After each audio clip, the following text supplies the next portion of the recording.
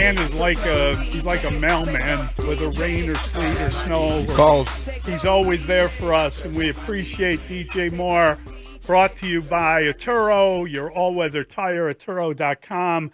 Hey, DJ, how are you, buddy? Good morning. I'm doing good. You feeling okay? You took some real shots in Yeah. that game, man. I was worried about you. At one point, you were on the sidelines. You looked like you were bent over a little bit. I mean, it looked like you really took some knocks. Yeah, I'm good. I think one of the DBs had hit me in the chin area, so it was like, all right, now my jaw kind of hurt. So that was the thing. When did that happen? Because it seemed like you had God. 8 targets and obviously you had 6 catches and you did take some punishment. But when did you get hit in the jaw? One of the plays that I was blocking, and he just lunged at me. Oh boy!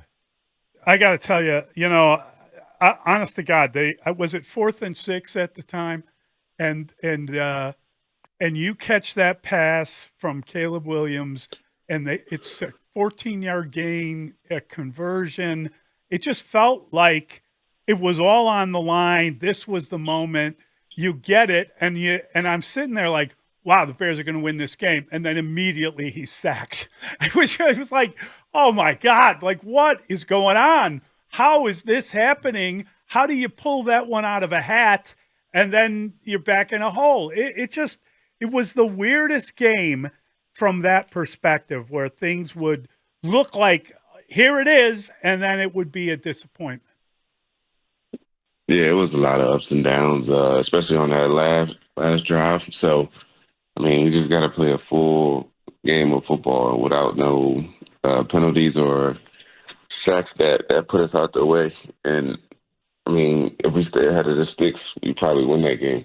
Right. So let's go back to that 4th and 5. You're on the 35. You're driving. There's a couple minutes left in the game. It looks like it's pretty bleak. And then Caleb scrambles, finds you, 14-yard gain.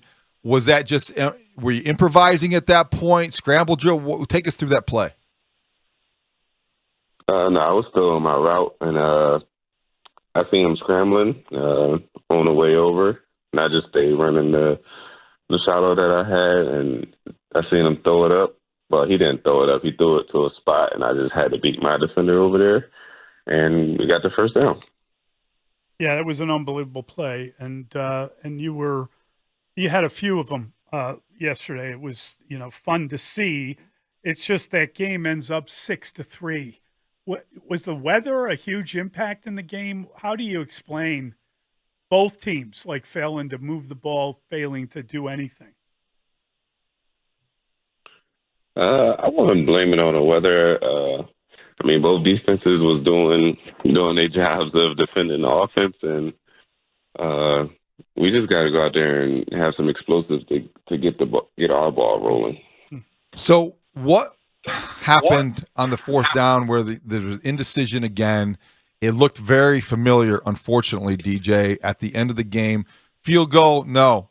4th down, go for it. Then there was the indecisiveness. It looked like Caleb expressed some annoyance or frustration as well.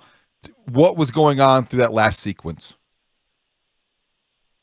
I couldn't really understand what was happening, but I know we had the first down, conversion. Then I think we took a sack, and then it was all over the place. So you really can't pinpoint what it was, but I know we just needed some explosive plays to get us into position to even just try to do a Hail Mary or be closer to the end zone to win the game.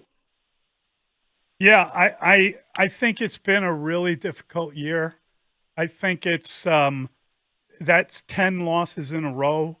You're in that game, and that you felt like that was an opportunity, but what was it? It was going to be a 58-yard field goal attempt, so you end up going for them 4th and 10, and there's an interception, and the game is over. It must be as deflating a season as you've been through, DJ.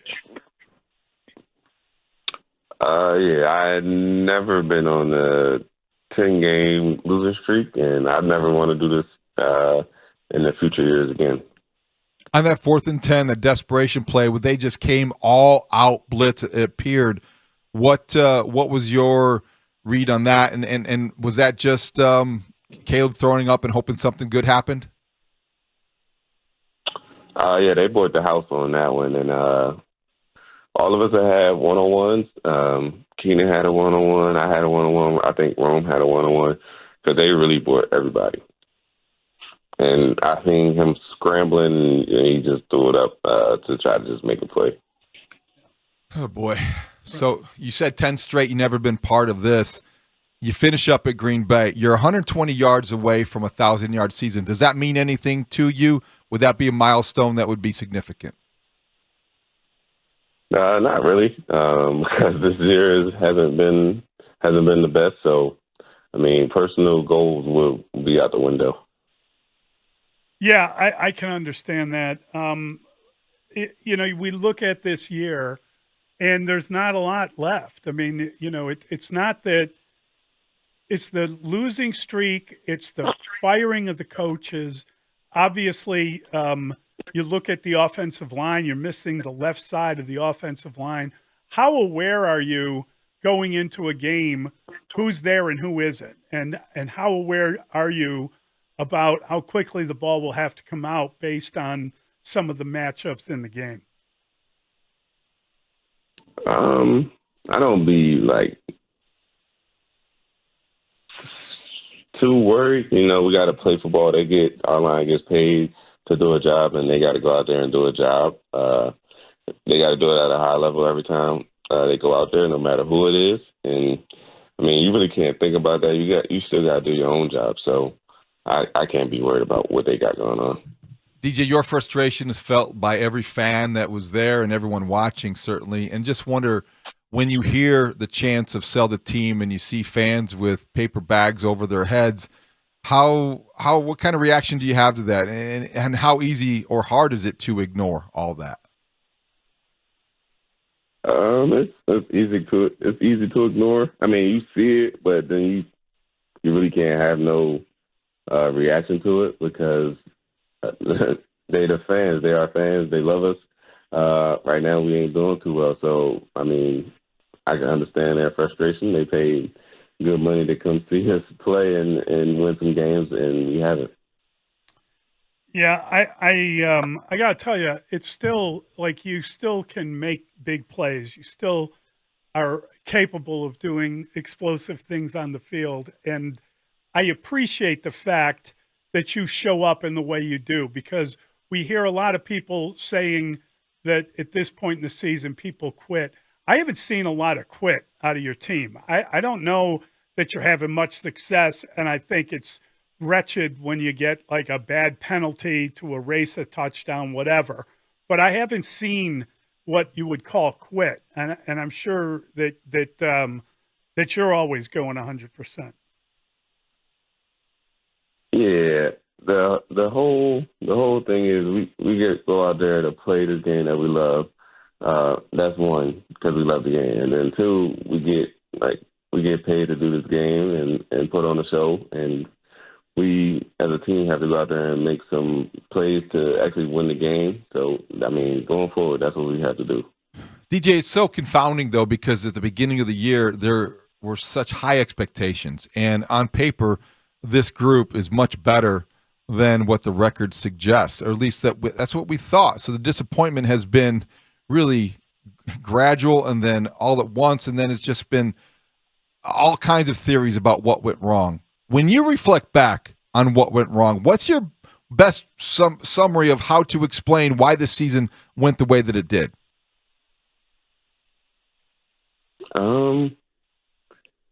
I mean, we could start with Washington, and then with all the crazy, the Hail Mary and the blocked field goals and everything like that. I mean, you got all those in 1 year, especially back to back to back. It's kind of tough. You start questioning if we really good and everything. But I mean, it's the pros, and you really can't think about the past game. You got to go on and to the next one and figure out a way to win. And I mean, starting with that Hail Mary, it just wasn't looking too good.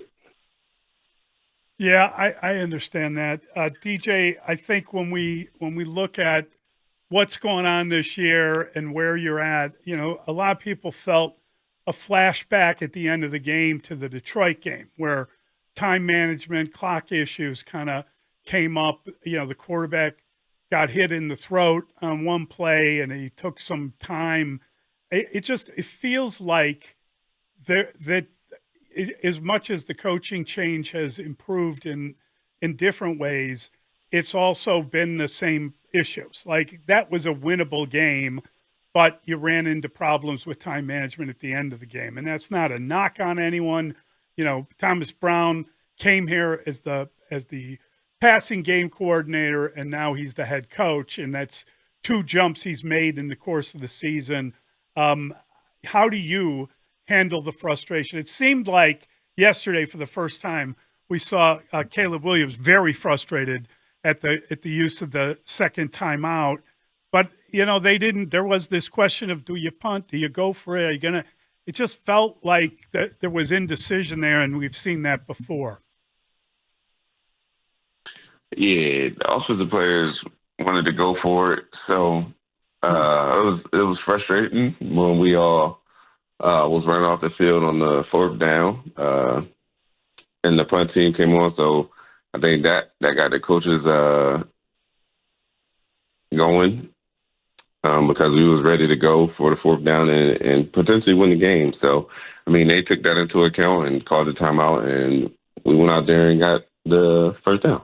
Is there any way to combat that last all-out fourth down when they come at you with the zero blitz and you guys are in those man situations? Was there a better way to figure out a way to buy time so he could, throw a more accurate pass? What went wrong on that last play specifically? I really think they were like 8 people, and then the other 3 was just on us. He had time. I think I was coming open, and then we had Holmes with the one-on-one. So it was like, shoulda, coulda, woulda if we had time, but we didn't. He had to get rid of the ball the way he did, and I mean, that was the game. I've read somewhere, I think it's Next Generation Stats, that Caleb did not complete a pass beyond 6 yards until the final drive. And it was just one of those things. I think it had to do with all the injuries on the line, but he was forced to get the ball out, still got sacked 7 times, got hit 10 times. It just had this feeling that, an extra quarter second would have changed things. Yeah, extra second or a quarter of a second would have probably changed things. He's able to scramble around and find open people. So I mean that could have been a thing. DJ, you're a veteran. You know the league. You know what works and what doesn't. You've been through this now 10-game losing streak. Moving forward, we all already have speculated about who the next head coach should be, who they should interview, what they're looking for. The debate kind of centers around offensive-minded play caller who could be a guy who's being a head coach for the first time versus somebody with experience that is a proven leader that can find a way to unify a locker room and provide a clear direction about how to win and how to stop the losing. Which box would you check? Which is a higher priority, the play caller or the leader? Oh, it'd be great to have both in one. But, I mean, if you had to choose, I'm going to say you got to get, like, a good leader in here. And then the leader, like, the head coach has got to have, like, the offensive mind and then have the genius offensive coordinator right beside him. That's ideal. Yeah. And I don't know if that person exists, but he could be out there, and it could be still a very good job because of a lot of the offensive pieces that are in place, because the quarterback who is young on a rookie contract. What do you think when you hear people talk about this as being the most coveted job of the ones available? I mean, I could see it, but we haven't put it on tape that this is a job that everybody should want. We got the pieces, and we just got to be able to work well together. And I mean, this year with the 10-game losing streak, people were watching, seeing how we're losing and the pieces we have. I mean, it would be the best job to walk into, but also it's like, dang, what's actually happening, and how can I fix it? I wonder, are you aware of all the various speculation of the names? I mean, we, round up the usual suspects. We understand who the names are, who the people that will get interviews or should get interviews are. But like yesterday before the game, there was a report that Pete Carroll, who's now 73, but he wants to get back in the league and he'd be interested in the Bears job. And then there was a later report that the Bears would be interested in talking to him, which I got no problem. They should talk to him. But are you aware of the names that are thrown around and who's allegedly getting an interview? Are you following this, or are you trying to concentrate on closing out the year? Now I'm more on concentrating on finishing out the year. And then, like I said, whenever they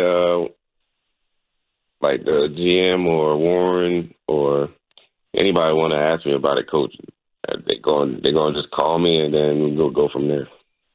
If they did call you, hypothetically, DJ, do you have a thought on whether or not a 73-year-old who has won a Super Bowl, a guy like Pete Carroll with the power of his personality, could still be effective as an NFL head coach if he walked into the locker room for the first time? Yeah, he's respected, and he has done it at a high level. So, I mean, everybody would have to pay attention and listen, because he has done it already. Yeah, I think that it's different when there's people you heard of, right? I mean, even someone you don't know, you're gonna give them a chance. You're gonna listen to them and see what they have to say. I'm sure that you're hoping for the best, and you're hoping that the people in charge hire someone that will fix whatever issues are there.